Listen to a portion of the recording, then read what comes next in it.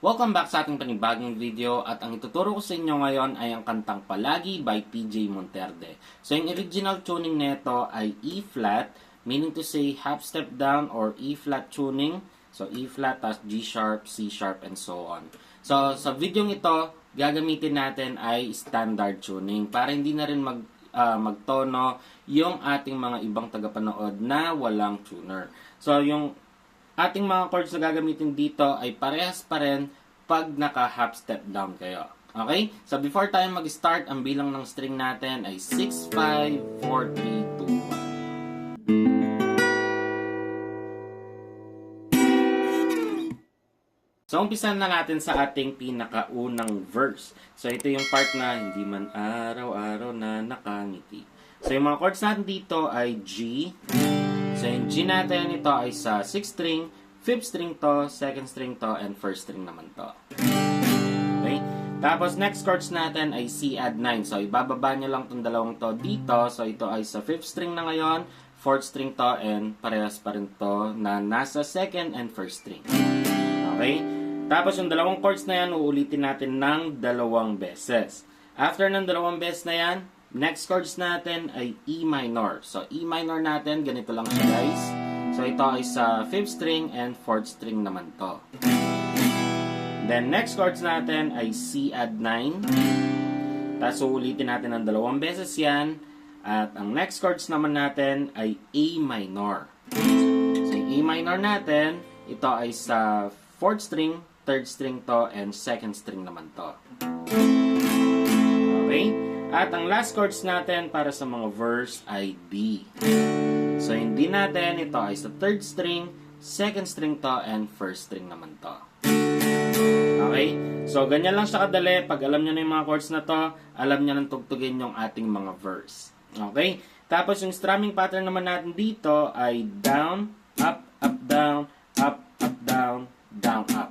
Okay? Pero yung pinakadulong chords natin, yung D, pwede na naman natin na strum na lang natin ng isang pababa. Okay, tapos magko-chorus na siya.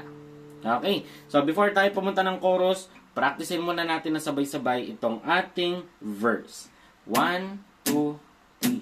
Hindi man araw-araw.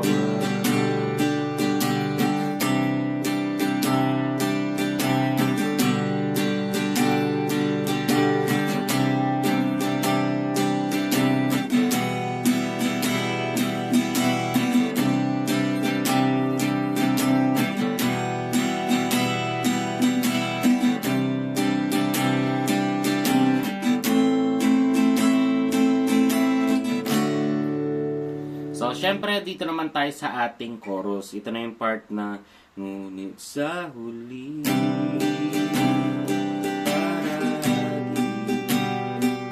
okay? So, yung mga chords natin doon ay C add 9. Tapos, G over B. So, yung G over B, sobrang dali lang yan. Itukot na lang to sa 5th string. Tapos, ito ay sa 1st string. Okay? So, yung iba, ginagawa nila, dinadagdagan nila ng itong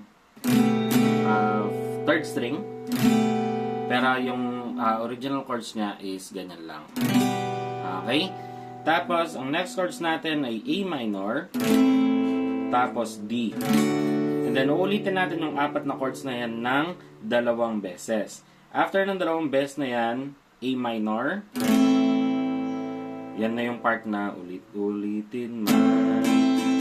Tapos, G. Then, C add 9. Tapos, last chords ay G. Okay? So, after ng ating chorus, meron pa yung added na 3 pang chords. Yan yung part na palagi.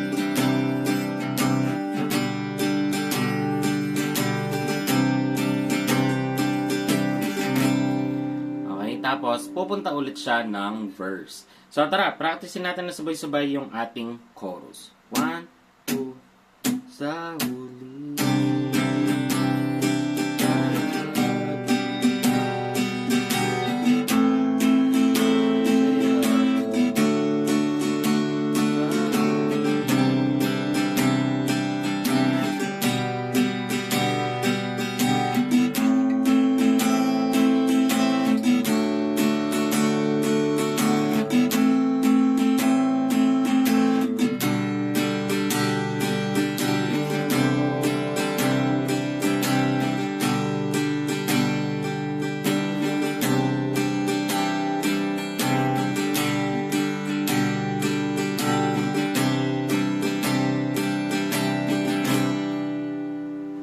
pag alam nyo na yung pagkasunod-sunod ng mga chords para sa verse, chorus, alam nyo nang tugtugin yung buong kanta. So, di ba sobrang dali lang ng kantang ito, at kung gusto mo yung mga ganitong kadadaling guitar tutorial, mag-subscribe ka na at i-hit mo na yung notification bell para lagi kang updated sa ating mga bagong video. At hanggang dito lang tong video ito. Maraming salamat sa panonood, at muli ako si Max from Guitar Tips, and peace out.